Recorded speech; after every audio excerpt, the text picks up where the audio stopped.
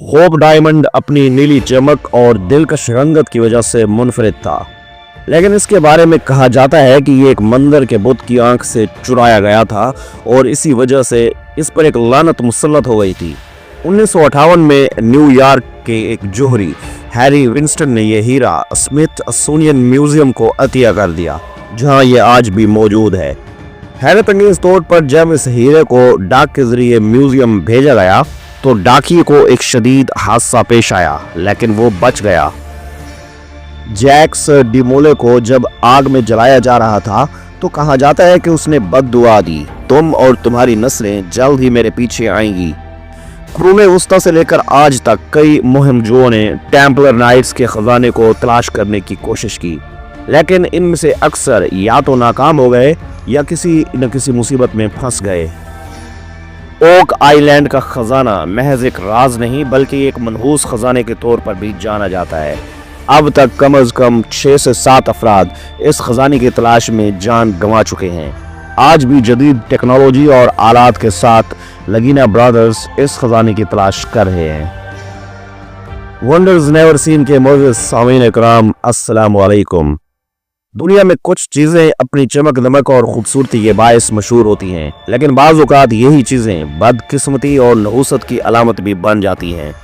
Hope diamond ऐसा ही एक कीमती हीरा है जो अपनी नायाबी और खूबसूरती के साथ साथ खौफनाक कहानियों और बदकिस्मती के वाक़यात की वजह से भी जाना जाता है। ये नीले रंग का एक इंतहाई कीमती और मुनफरिद हीरा है जिसकी कहानी सदियों पुरानी है और इसके साथ वाबस्ता मनहूस वाक़यात आज भी लोगों को हैरत में डाल देते हैं। होप डायमंड की कहानी का आगाज 17वीं सदी के हिंदुस्तान से होता है, जहां इसे पहली बार एक फ्रांसीसी मुसाफिर जीन बैप्टिस्टे टवेर्नियर ने दरियाफ्त किया। कहा जाता है कि यह हीरा जनूबी भारत के कूलर कानों से निकाला गया था, जो दुनिया में मशहूर हीरे निकालने की जगहों में शुमार होते हैं। टवेर्नियर ने यह हीरा फ्रांस ले जाकर वहां के बादशाह लोई चार दहम को फरोख्त कर दिया। बादशाह ने इस हीरे को फ्रेंच ब्लू के नाम से शाही खजाने में जमा कर दिया। ये हीरा अपने नीली चमक और दिलकश रंगत की वजह से मुनफरिद था, लेकिन इसके बारे में कहा जाता है कि ये एक मंदिर के बुत की आंख से चुराया गया था और इसी वजह से इस पर एक लानत मुसल्लत हो गई थी। मोअज़्ज़िज़ सामीन इकराम, ये हीरा कई हवालों से मुनफरिद और कीमती है। होप डायमंड का रंग गहरा नीला है जो कि हीरे में बोरोन उनसर की मौजूदगी की वजह से पैदा होता है। मौजूदा वक्त में इस हीरे का वजन 45.52 कैरेट्स है, लेकिन असल में ये ज्यादा वजनी था और इसे कई बार काटा गया।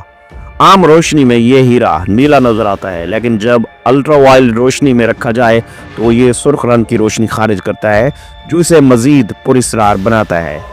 नीले हीरे दुनिया में इंतहाई नायाब होते हैं और होप डायमंड उन सब में से ज्यादा मशहूर है। मोअज़्ज़िज़ सामीन इकराम, जीन बैप्टिस्टे टवेर्नियर वो शख्स था जिसने ये हीरा भारत से हासिल किया और इसे फ्रांस लेकर गया, लेकिन कुछ अरसे बाद कहा जाता है कि वो एक खतरनाक बीमारी में मुब्तला होकर मर गया। कुछ रिवायात के मुताबिक वो भारत वापस आया और वहाँ दरिंदों का शिकार बन गया।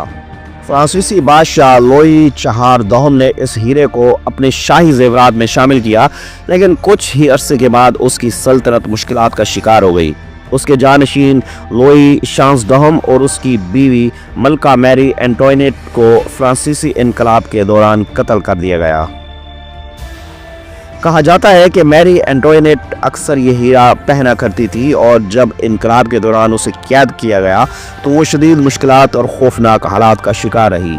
यह हीरा 19वीं सदी में एक बरतानवी बैंकर हेनरी फिलिप्स होप के पास पहुंचा, जिसके बाद उसे होप डायमंड का नाम दिया गया। लेकिन हेनरी होप के खानदान पर एक के बाद एक मुश्किलात आती गईं। उसके वर्सा शदीद कर्जों में फंस गए और उन्हें यह हीरा बेचना पड़ा।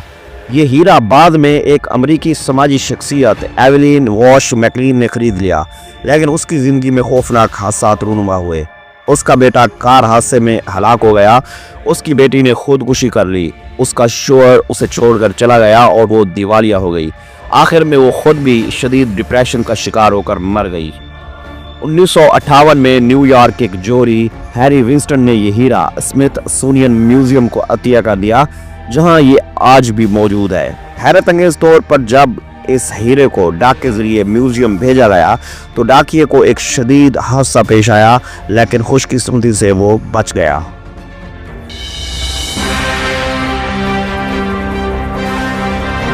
मौलाना सामीन इकराम, टेम्पलर नाइट्स एक मसीही फौजी तंजीम थी जो 1119 ईस्वी में यरूशलेम में कायम की गई थी।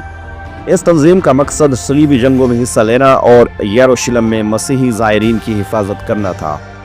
इन नाइट्स को पोप और यूरोपीय बादशाहों की मुकम्मल हिमायत हासिल थी और वक्त गुजरने के साथ साथ ये दुनिया की सबसे अमीर और ताकतवर तंजीमों में से एक बन गए।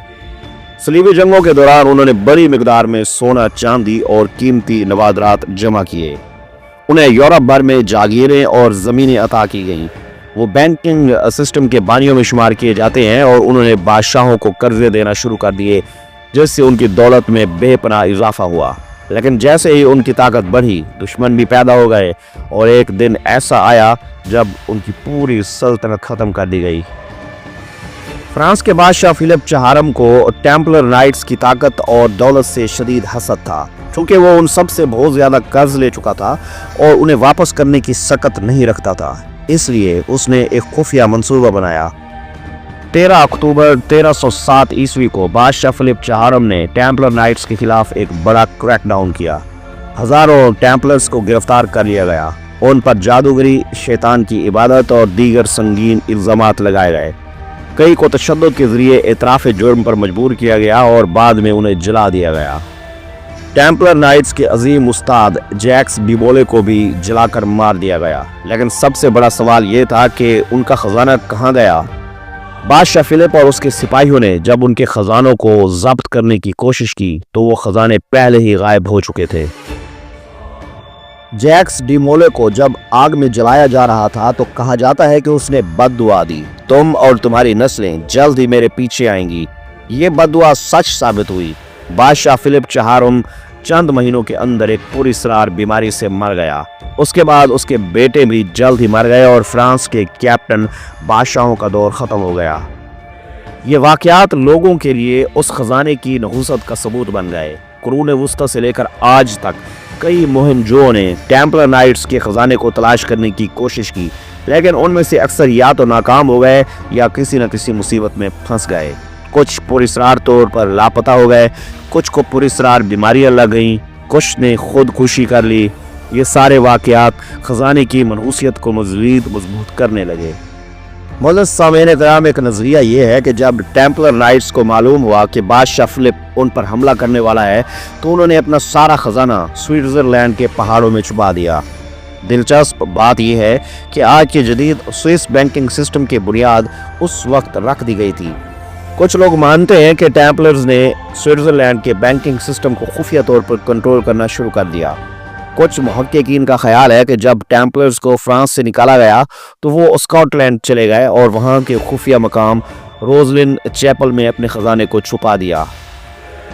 आज भी रोजलिन चैपल के नीचे खुफिया सोंगे मौजूद हैं, लेकिन किसी को मालूम नहीं है कि इनमें वाकई खजाना है या नहीं।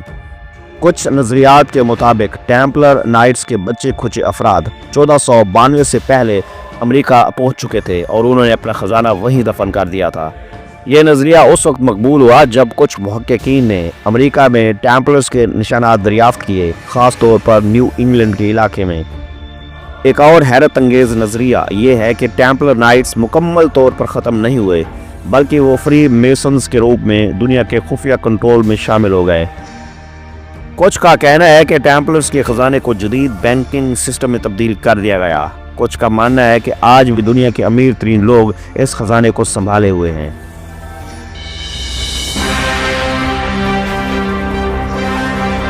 मौलाना सामीन इकराम, दुनिया में कई खजाने ऐसे हैं जिनकी तलाश में लोग अपनी जिंदगियां तक कुर्बान कर चुके हैं, लेकिन वो आज तक एक मुअम्मा ही बने हुए हैं। इनमें से एक खजाना ओक आइलैंड का है, जो कनाडा के नोवा स्कॉटिया में ओक आइलैंड नामी जजीरे में दफन होने का दावा किया जाता है।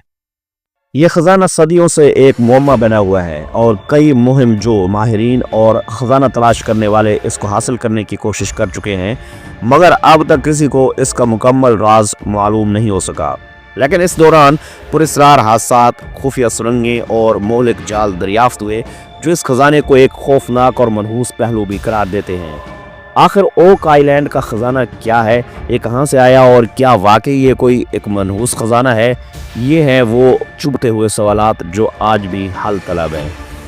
یہ کہانی 1795 میں اس وقت شروع ہوئی جب ڈینیل میک اینز نامی ایک نوجوان مچھلی پکڑنے کے لیے اوک آئی لینڈ پر گیا۔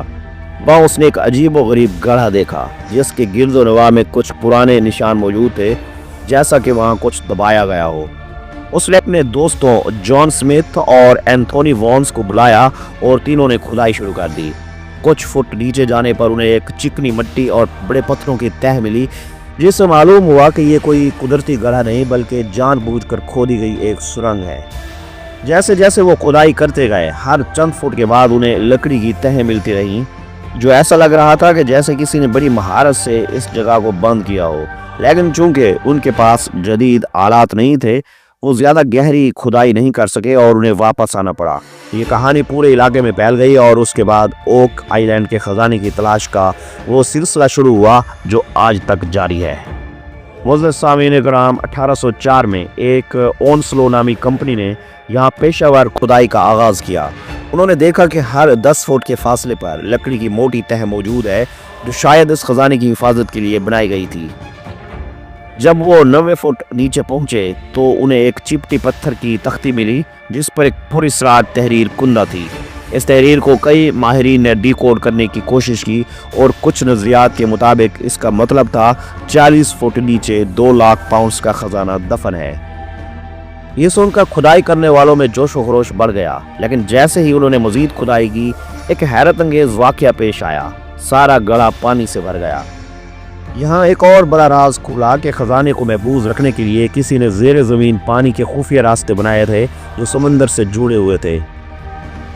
کچھ لوگوں کا خیال ہے کہ یہ خزانہ مشہور قزاق کیپٹن ولیم کڈ کا ہو سکتا ہے، جس نے 17ویں صدی میں بحری قزاقی کرتے ہوئے بے شمار دولت جمع کی تھی۔ کہا جاتا ہے کہ اس نے اپنا خزانہ کسی نامعلوم جزیرے میں دفن کیا تھا اور اوک آئی لینڈ اس کے لیے بہترین جگہ ہو سکتی ہے۔ ایک اور حیرت انگیز نظریہ یہ ہے کہ ٹیمپلر نائٹس کا خزانہ، جس میں سونے چاندی اور مقدس جواہرات شامل تھے، انہیں فرانس میں پکڑے جانے سے پہلے یہاں لایا گیا تھا۔ کچھ ماہرین نے اوک آئی لینڈ پر ٹیمپلر نائٹس کے نشانات بھی دریافت کیے ہیں جو اس نظریے کو مزید تقویت دیتے ہیں۔ کچھ محققین کا ماننا ہے کہ یہ خزانہ دولت کا نہیں بلکہ شیکسپیئر کے اصل مسودات ہیں جو حقیقت میں فرانسس بیکن نامی شخص نے لکھے تھے اور انہیں یہاں خفیہ طور پر چھپا دیا تھا۔ کچھ ماہرین کا ماننا ہے کہ نارڈک وائکنگز نے 1000 عیسوی کے آس پاس امریکہ کا سفر کیا تھا اور ہو سکتا ہے کہ انہوں نے یہاں اپنا خزانہ دفن کیا ہو۔ اوک آئی لینڈ کا خزانہ محض ایک راز نہیں بلکہ ایک منحوس خزانے کے طور پر بھی جانا جاتا ہے۔ اب تک کم از کم 6 سے 7 افراد اس خزانے کی تلاش میں جان گنوا چکے ہیں۔ 1861 میں خزانے کی تلاش کرنے والے گروہ نے کھدائی کے دوران ایک دھماکہ کر دیا جس کے باعث کئی لوگ ہلاک اور زخمی ہو گئے۔ 1897 میں جب کھدائی کی جا رہی تھی تو پانی کے اندر سے سونے کی ایک چھوٹی سی زنجیر ملی، لیکن جب مزید کھدائی کی گئی تو سرنگ دوبارہ پانی سے بھر گئی اور خزانہ حاصل نہ ہو سکا۔